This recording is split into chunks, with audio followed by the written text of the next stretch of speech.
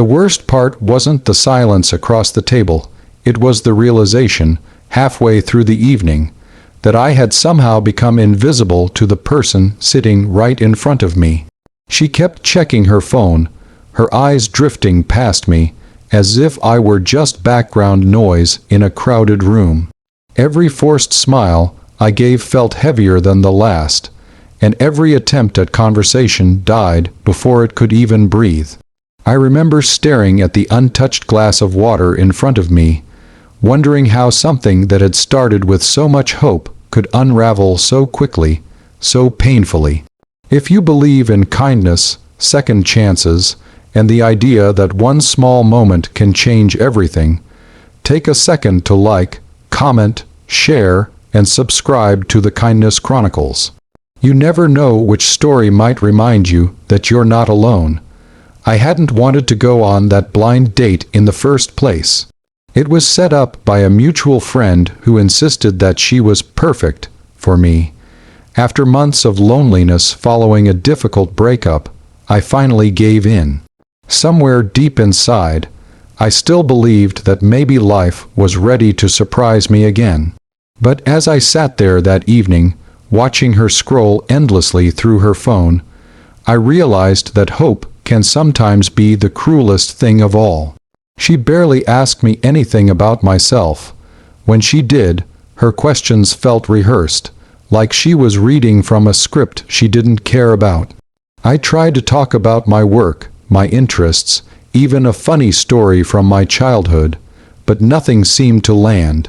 Her responses were short, distracted, and distant. At one point, she laughed, not at anything I said, but at something on her screen. That laugh echoed louder than anything else in the room. It wasn't just indifference, it was dismissal. And somehow, that hurt more than outright rejection. I began to shrink into myself. Every insecurity I thought I had buried started clawing its way back to the surface. Maybe I wasn't interesting enough. Maybe I wasn't attractive enough. Maybe I just wasn't enough. The restaurant itself was warm and lively, filled with the comforting hum of conversations and clinking glasses.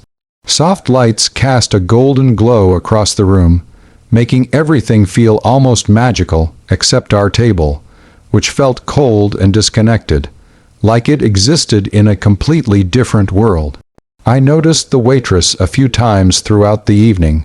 She moved gracefully between tables, her presence calm and steady. Unlike my date, she seemed genuinely attentive to everyone she served. There was something reassuring about the way she carried herself, like she understood more than she let on. When she came to our table, she offered a polite smile and asked if everything was all right. My date barely looked up as she muttered a quick yes, her attention still glued to her phone. I forced a smile and nodded, not trusting myself to say anything, but I think the waitress noticed. There are some people who can read a room without a single word being spoken, and in that moment, I realized she was one of them. As the evening dragged on, the distance between me and my date felt unbearable. It wasn't just awkward anymore, it was humiliating. I started counting the minutes, silently debating how soon would be acceptable, to leave without seeming rude. Then, without warning, my date leaned back in her chair, sighed, and said she had an early morning. There was no apology in her tone, no hint of regret. Just an exit, and just like that, it was over. She left before the bill even arrived.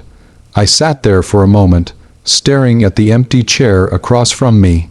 The weight of the evening pressed down on my chest, making it hard to breathe. I felt foolish for coming, foolish for hoping, foolish for believing that this could have been something more. When the waitress returned with the bill, I reached for my wallet, my hands slightly trembling. That's when she leaned in, just a little closer than before, and whispered something that would stay with me long after that night.